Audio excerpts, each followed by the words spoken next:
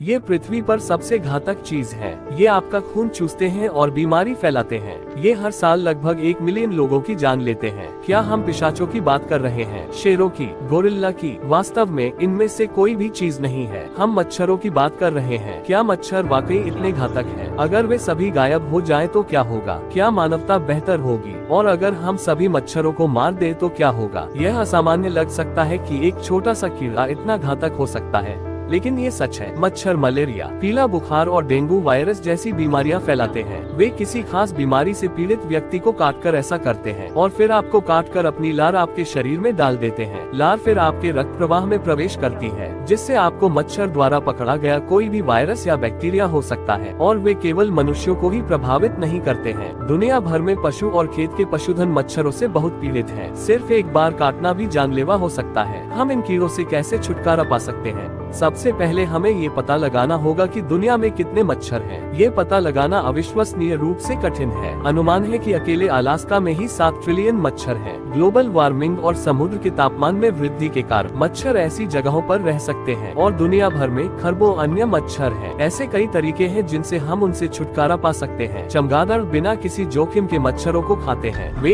1 घंटे में 600 मच्छर खा सकते हैं। अगर हमारे पास सिद्धांत रूप में पर्याप्त चमगादड़ होते तो वे दुनिया भर में मच्छरों को प्रभावी ढंग से मिटा सकते थे। लेकिन फिर हम आकाश में अरबों चमगादड़ों से कैसे छुटकारा पाएंगे? शायद ये सबसे अच्छा विचार नहीं है। एक और बात जो हमें समझने की जरूरत है वह है मच्छर कैसे प्रजनन करते हैं। आप सोच सकते हैं कि वे हमारा खून चूस रहे हैं क्योंकि हम अच्छा स्वाद लेते हैं और वे भूखे हैं, लेकिन खुद को खिलाने के बजाय वे वास्तव में अपने लावा के लिए ऐसा कर रहे हैं। अगर हम किसी तरह से अपना सारा खून निकाल दें, रुको, मुझे पता है इसे क्या कहते हैं, ये भी काम नहीं करेगा। इन विकल्पों के बजाय हमें आनुवंशिक रूप से संशोधित नर मच्छरों को छोड़ने की आवश्यकता हो सकती है, जो काटते नहीं हैं और केवल बांझ संतान पैदा कर सकते हैं। इसमें कई दशक लग सकते हैं, लेकिन हमारे आनुवंशिक रूप से संशोधित मच्छरों की पर्याप्त संख्या के साथ बांझ संतान पैदा करने से मच्छरों का अंततः उन्मूलन हो जाएगा। अब जब वे चले गए हैं तो आगे क्या होगा? हर साल लाखों लोग बीमार नहीं होंगे और मरेंगे नहीं। आप गर्मियों में बिना किसी डर के बाहर रहने का आनंद ले सकते हैं और जानवर भी बहुत सुरक्षित होंगे। अगर हम सभी मच्छरों से छुटकारा पाले तो बहुत बुरी चीजें नहीं होंगी। जीवन चक्र और उस सब के बारे में क्या मच्छर खाद्य श्रृंखला में योगदान नहीं देते? जरूर, कुछ पक्षी, चमगादड़ और मेढक बहुत सारे मच्छर खाते हैं, लेकिन वे अभी भी अन्य प्राणियों के आहार का एक बहुत बड़ा हिस्सा नहीं है और ये जानवर मच्छरों के बिना जीवित रहेंगे। और हालांकि मच्छर पौधों को परागित करते हैं, लेकिन ये प्रजातियों को जीवित रखने के लिए पर्याप्त महत्वपूर्ण नहीं है। लेकिन फिर भी क्या मच्छरों से छुटकारा पाना सही काम है? आखिरकार हम एक पूरी प्रजाति से छुटकारा पा लेंगे। हमें ये ध्यान में रखना चाहिए कि मच्छरों की हजारों अलग अलग प्रजातियां हैं, लेकिन उनमें से केवल 6 ही हमें काटते हैं और बीमारी फैलाते हैं। केवल इतना ही नहीं, बल्कि कुछ सिद्धांत हैं कि मच्छर अमेज़न वर्षावन की रक्षा करने में मदद कर सकते हैं। ऐसा इसलिए है क्योंकि वे वर्षावन को काटने की कोशिश करने वाले लोगों के लिए बहुत घातक और कष्टप्रद है। कई बार कीड़े वास्तव में उन्हें ऐसा करने से रोकते हैं। और चलिए एक पल के लिए वास्तविकता पर आते हैं। मानव आबादी अविश्वसनीय रूप से तेजी से बढ़ रही है। शायद मच्छर हमारी आबादी को नियंत्रित रखने में हमारी मदद कर रहे हैं। रुको, मैं क्या कह रहा हूँ? ये निश्चित रूप से एक अच्छी बात होगी। कम बीमारियाँ होंगी, कम लोग मरेंगे और बहुत कम नकारात्मक परिणाम होंगे। लेकिन क्या होगा अगर मच्छरों के खत्म होने के बजाय पृथ्वी की आधी आबादी एक पल में खत्म हो जाए?